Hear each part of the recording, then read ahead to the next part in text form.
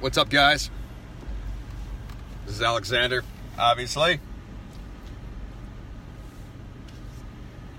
The hair's askew this morning, or afternoon, I should say. What's up? What's up? What's up? What's up? Today is Friday. It's Friday.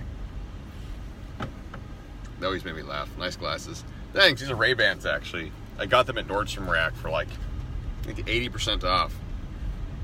Good deal. The lenses tend to pop out sometimes, but I did pay literally, I paid a significant discount normal price, so you get what you pay for. Oh, wait, it's Thursday? Oh, fuck me. Okay, it's Thursday. Jesus fucking Christ. It's Thursday, guys. I legitimately thought it was Friday. Oh, wait, of course it's not Friday. Okay. Yeah, I'm going to be real honest. When you work for yourself and life is fucking awesome, you don't really keep track of days anymore. I thought it was Friday. Goddamn, wow. Okay. Anyway, let's get to the topic. Making $500 an hour. So, my buddy Nate Schmidt, who he has a great course that, I've got hair in my mouth because the hair is way too long at this point. My buddy Nate Schmidt, he has a great course I'd recommend, FYI. I'm just going to plug him right now. But Nate had a good post this morning about his online business where he wants to, I think it was something to the effect of, and I'm going to misquote this or misparaphrase, he wanted to make $100,000 a month. So how much did he need to make a day? And then he broke it down by the numbers. He ran the numbers and he realized that if he wants to make $100,000 a month, he needs to sell about, let's say $4,000 of product a day. To sell $4,000, a certain number of people need to buy his product. And because the internet is so fucking amazing, and you can see how many people visit your website, you can see how many people read your tweets, you can see the number of impressions you make, he realized he basically just needs to get 200 leads a day of people who are likely to buy from him. And that was crazy. That was wild. Now, what is the lesson here about making $500 an hour? When people ask me about working online, what is it about working online? How does someone get started? Yeah, working online, you have to think in terms of scalability. For most of us, myself included, we, for a long time anyway, the average person thinks of making money in terms of dollars per hour. I did X amount of work, then you pay me this much for the work that I did. And maybe it's a situation where you'll say you're a doctor and you get paid $250 an hour, whatever the case may be. So there certainly are jobs that are highly paid per hour, but still an hourly job. Working online, the reason why it scales is because you can do a certain amount of work. You can make a webinar, you can create a product, you can write an article, and the exposure of that product, it is infinite in terms of its reach. So you can have a webinar. I can do a webinar one time, 100 people watch it, let's say 10 people buy. I could show that webinar 100 more times, and every time I show it, 10 more people will buy if I have 100 viewers. I'm just giving you simple math right now. So for that 1.5 hour webinar, let's say, or for the webinar I did yesterday, so yesterday I did a webinar, that was an hour and a half webinar, so an hour and 30 minutes. That webinar made me about $1,500, and I split that with my tech guy, since I do everything 50-50, so I made $500 an hour for that webinar. Holy shit, bro. And this is not me bragging about money. It took me 2 years to reach that point where I could do that. But the point was that over those 2 years, I was able to build a business at scale, so I was able to build an online presence, and I was able to use the power of scalability, the power of infinity. And so when I produce something, now I can keep using what I have made, and I can keep profiting from it. I can keep profiting from it. And the internet allows you to do this because you have infinite reach on the internet. There is no limit to the number of people that can follow you, read you, learn from you, sign up for your email list. Your audience is the entire world. So if you can capture 1% of 7 billion people, cliched as that may sound, it's true. If you can capture 1%, if you can capture 1/10%, you have the potential to live a very rich life. You do. You absolutely do. And the way to think about this, perhaps in a geographic sensibility, if I compare, let's say, I'm in my hometown right now, there's about 150,000 people here. So there's 150,000 people. If I open up a business here, I'm not going to have the business of all 150,000 residents of my hometown. I'm not. If I opened up a restaurant, if I opened up, let's say, some sort of service agency, let's say I'm a lawyer, I open up a law office, Am I going to have 150,000 clients? Of course not. Of course not. I'm going to have a very small percentage, a very, very small percentage of the people that actually live here. Maybe I'll have 100 clients. Maybe I'll have 200 clients. Not even 0.1% of this population will be my clients. Now, you contrast that with working online. If I'm a lawyer, let's say, and I want to offer legal advice and legal services online, maybe I can automate them in some sensibility, or I can outsource the work to somebody else. I can create a business where I create jobs for other people. How many clients can I have working online? How many customers? 200? 150,000? No, I could have 150,000 people visit my website. If I can get 1% of those people, or 0.1% of those people, my business now has taken off at a whole different level. That's why digital businesses are so superior in profit and scalability and its sheer money-making power in comparison to a physical business. If I build a business in real life, yes, absolutely, I'm going to have to practice the same business principles as I will online. If I build a business online, absolutely, I have to practice the same principles of business and profit and service that I do in real life. But online world, there are no boundaries. There are no limitations that way at all. Physical world, there's tons of them simply because you're limited by geography. You're absolutely limited by geography. So when people talk about, let's say, thinking like an entrepreneur, you're gonna be entrepreneurial. I like to hype around these buzzwords. So I'm an entrepreneur, man. Am I an entrepreneur? I could say I'm a solo entrepreneur. I haven't built tons of business. I built a business around myself. But what do entrepreneurs do? They take an idea, they craft a business around it, they scale it, they sell it. How many ideas can you create in a lifetime? Again, that's an infinite business model. It's an infinite mindset. There's no limit to the ideas that you can have. There's no limit to the ideas that could be profitable. There's no limit to the ideas that could be useful. When you get into the idea business and the knowledge business, you have all the power in the world to make as much money as you want, provided you can execute those things in a way that makes them useful to other people. Usable, I said that yesterday in my tweet about how I went from essentially being at 0 to 6 figures. I was going to take my knowledge and I was going to make it usable and useful for people. What's the limitation upon how many people can find my knowledge useful and usable? Again, there's no limit. There's no limit to it. So the $500 an hour, did I really make $500 an hour yesterday? No, I spent about an hour and a half on, I worked for an hour and a half, and that hour and a half of work is probably potentially going to make me tens of thousands of dollars, because I can keep reusing that over and over and over and over and over again. But at the time that I made it, what did I make? $500 an hour. That's pretty good if you think hourly. You have to break out of thinking hourly. You have to stop exchanging not just work for time, but you have to stop thinking about your potential as being limited by the domain of time. I can only work from 2 to 3 o'clock, and then my work has no value beyond that. That's how most people live. Most people live day to day. They go to a 9 to 5, and what they do has no more effect beyond the hour than they do it. An entrepreneur, a person that works for themselves that way, what they do has unlimited effects beyond the hour in which they do it. It scales. And you know this already. You know this because you watch movies, you watch television, you read books, you consume entertainment. What do artists do? People don't think of artists as being entrepreneurs necessarily, but what do artists do? If you're making music, how many people can buy an album? Millions of people can buy an album. What is music? Music is something that's infinitely valuable because, well, one, it's artistic, it's beautiful, it makes us feel things, obviously, but it scales the same way that a film does. Artists starve. Well, that's part of the starving artist myth that I always try to debunk. The artists love to fall into this mindset that we're, I've been there myself. I'm an artist. I'm just doing art to art. It's not about the money for me. I don't care if I starve. Artists are very much in love with their own. Artists romanticize their own sorrow and they romanticize their own victim mindset. If you're a smart artist, if you're an entrepreneurial artist, you will absolutely make fucking money. That's something that the rap game and hip hop game teaches you very well. Those guys that obviously they're in to be artistic, but they're also in to make fucking money. They're in to make money. You can learn a lot from studying those guys. You can learn a hell of a lot. All the props in the world of Jay-Z. All the props. Same thing. Anyone's ever come from poverty and they're able to parlay their struggle, their struggle, their insights, their perspectives, turn it into music, sell it. That's fucking entrepreneurial. That is fucking entrepreneurial. Any questions, guys? I'm not sure what the meta point of this was. I've made the infinite mindset point many times before. You have to think in terms of infinity. You can't put limitations upon what you think your value is. And on a certain level, I was telling Nate this, it's just running the numbers. That's why people that get into the online game, it can feel like you're printing money.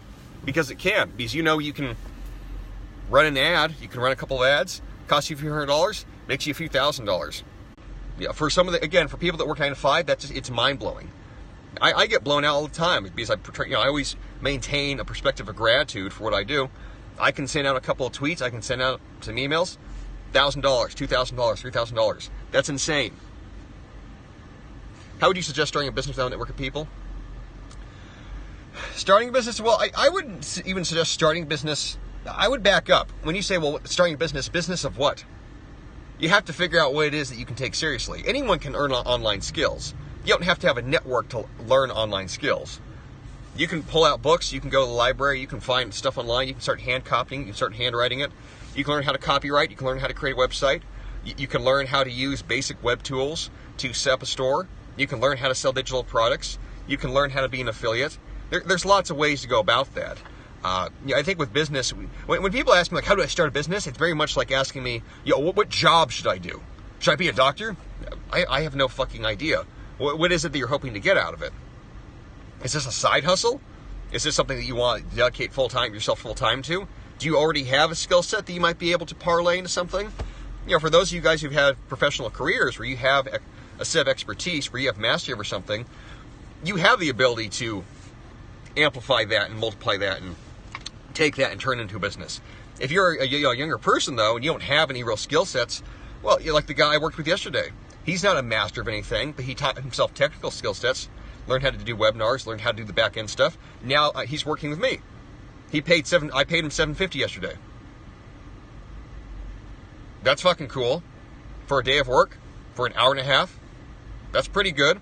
I'm going to use that kid again. We're going to do some more work together. Hopefully, maybe in a year or two, he'll have a comprehensive skill set, and he'll be able to take that, and then he'll be able to turn it into his own thing.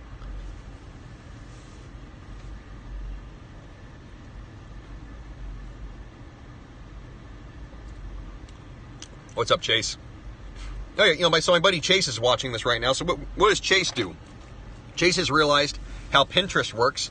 Is blogging a good way to make money online? No, not really. Just writing articles is not going to do anything. You need to have an audience. But my buddy Chase, I'm gonna pimp out Chase right now. So my buddy Chase, he's online right now. He's on Pinterest. Okay. So what is he doing? He's creating stores. He's creating products. He's creating Pinterest pages that link to what he's selling. He's doing that every single day, posting up images. He's taking advantage of the algorithm. In Pinterest, people look for what he's selling. He's making money doing that. And right now he's enjoying a beer.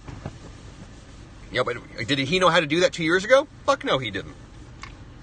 A lot of the ways to make money, guys, online, it's just you're simply taking advantage of the algorithms and the searches and the feeds and the habits of the way you're taking advantage of the way people are already interacting and behaving, and you're making it work to your advantage. That's why I always laugh at that question. How do you make money online? How the fuck does Amazon sell books? Why do you get on Amazon to buy stuff? They sell things there. Yeah, they do. Which computer is good? Any fucking computer, bro. You can do it off your fucking phone. I run 90% of my business on my iPhone. Don't get caught up majoring in the minor with that bullshit. What's the best computer? Doesn't fucking matter. Just get a laptop that has internet access, and hopefully it doesn't shut down every 30 minutes. I've got like a 5-year-old MacBook I use.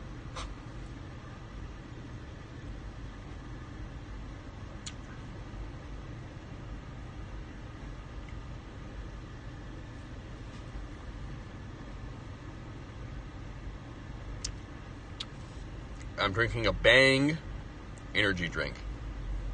You may very well be saving me from a 9 to 5. Good.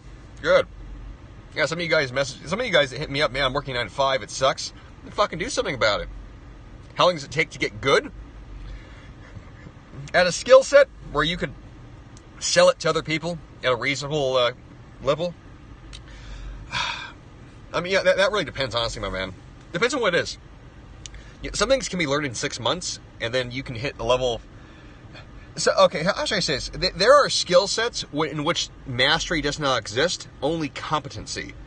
And that's hard. I just came up with that right now, so pardon me if it's a vague idea.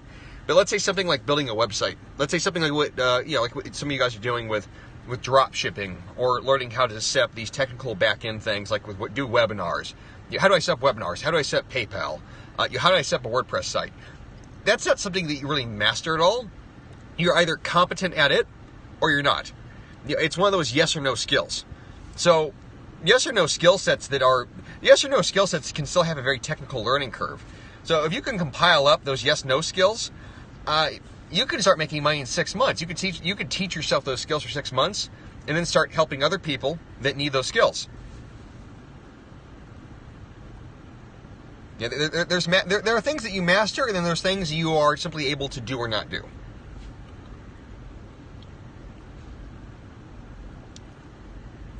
Much like using Pinterest, like what you're doing, you could, and you know this for yourself. 3 months, you could be doing that, and you're killing it. There's not a mastery curve to that. Do you think it's worth just getting stuck in with either dropshipping or eBay, or just? What are you asking exactly? I would recommend you guys start wherever you think you can start. There are some of you. I know people that do all kinds of things. I feel stuck saying what to sell, what puff. Do the thing that is most available to you. So, when you guys are asking, like, what should I start with? What is the most available? What's the moment you realize, fuck my fears? I've been working online since 2013, but I've worked for other people. There was never a moment where I decided, I'm going to work on the internet now. I've been online a long time. I piled up all the skills I needed before I ever worked for myself. It was just a matter of applying them. But those of you guys asking, where should you start? What's most accessible to you? What's the most straightforward area you could put your time and effort? You guys got to grab these hemming and hawing questions on, like, what's the best way? What's the most thing? What's this thing, that thing? Just fucking pick something. It's like cardio. People ask me about cardio recommendations. Fucking pick something. Should I do sprint? Should I do sledgehammer slam? Should I do complex? Fuck you. Fucking choose. That's my dead-on suggestion. Choose something. Work at it.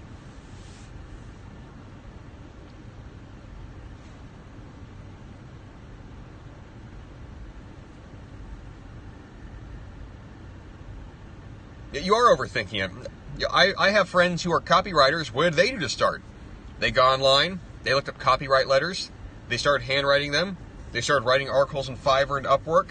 2 years later, they're selling their skills and they're making fucking amazing money. Versus what about the people who aren't making money? They're the ones who are fucking doing a goddamn compare and contrast chart and taking 3 weeks to make a decision that takes 1 goddamn second.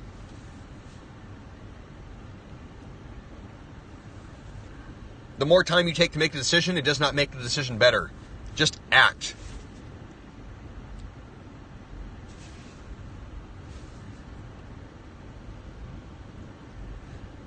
You learn by doing. You don't learn by thinking. Failure way to success. You have to fail forward. If you're working and you're improving and you're getting better, you've got momentum. If you're taking a week to decide, well, what should I start with to make money online before you've ever done anything? What are you doing? What are you really doing? You're just stuck in your head.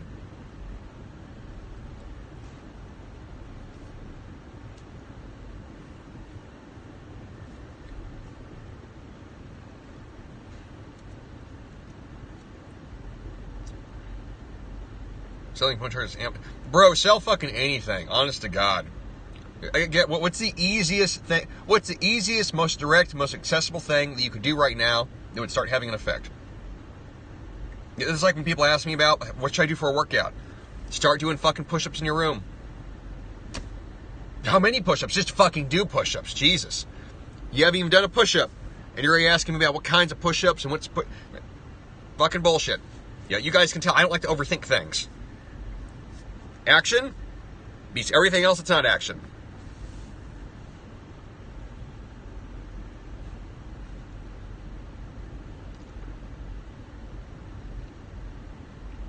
$100,000 phone chargers make all some money. What was the hustle I saw yesterday that Chris was posting up? It was a creative one. It was like one of those things where I wouldn't do it myself. Obviously, I don't need to, but he was showing that you can go around to discount stores like Ross, You get the discount designer bags on sale, super cheap, and then you resell them on Amazon. Yeah. That was a good hustle. It's not going to make you $1 million, but if you're wondering, like, well, what's something I can do to make some extra, side change, some taco money, make some bread? That's pretty fucking legit. Plus with the markup on those, that could be a thing where you're making, $50, $50. It doesn't have to be a big thing. You making an extra $200, $300, $500, making an extra $500 a month. That's kind of usually the number people aim for. $500 a month is not a small number. That's a car payment. That could be a big portion of your rent, depending upon where you live. That could be a lot of things.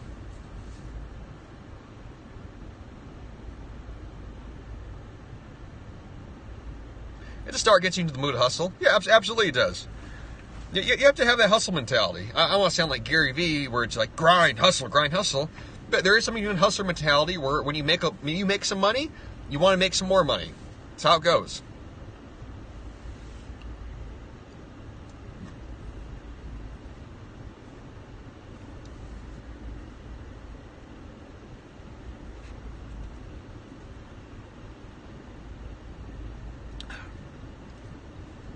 As soon as I finish this drink, I'm going to go in the gym. So you guys got about like 3 minutes left.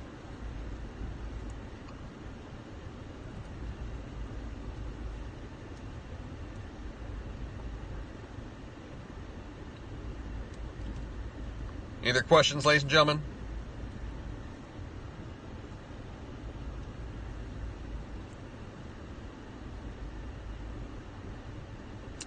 Napa was amazing.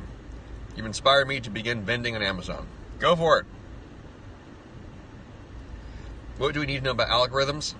Oh, that's a good question. How many emails do you have in your inbox right now? Way too fucking many.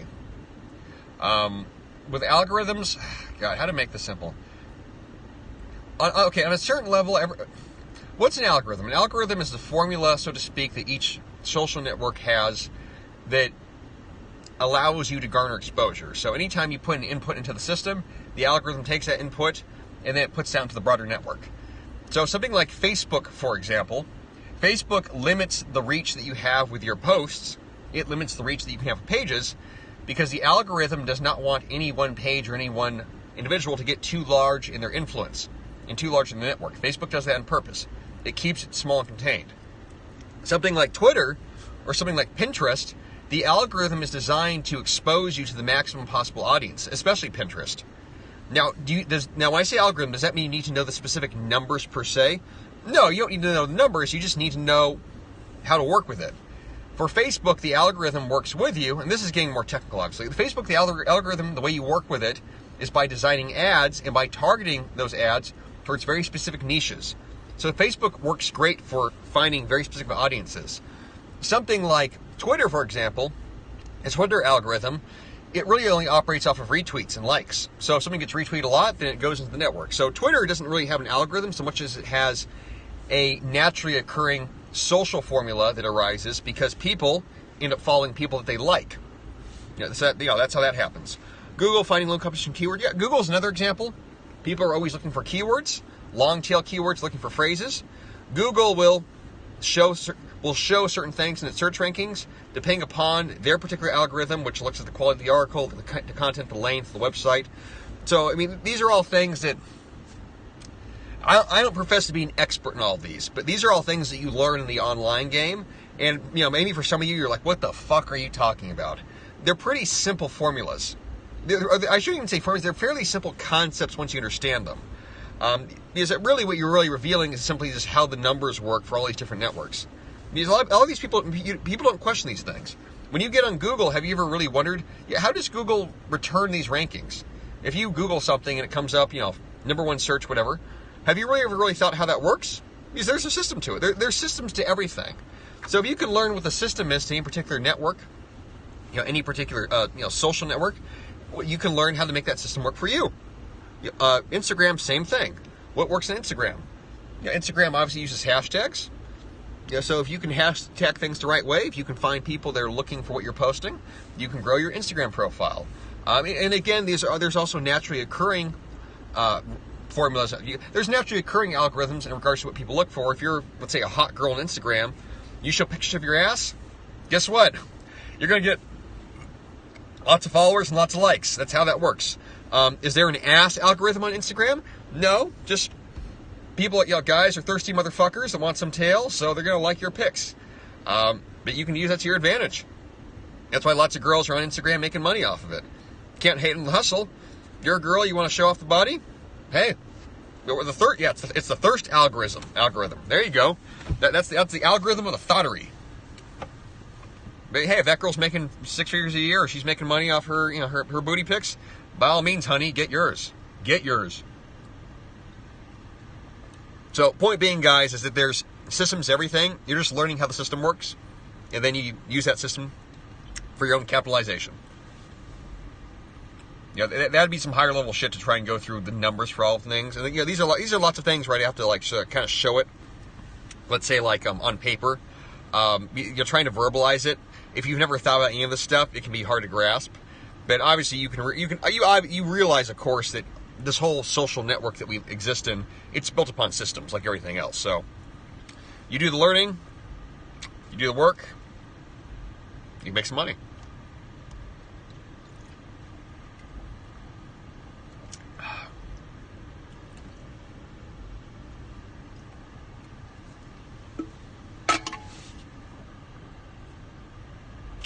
All right, guys. Good talk. Hopefully y'all learned something. Love you all. Talk to y'all again.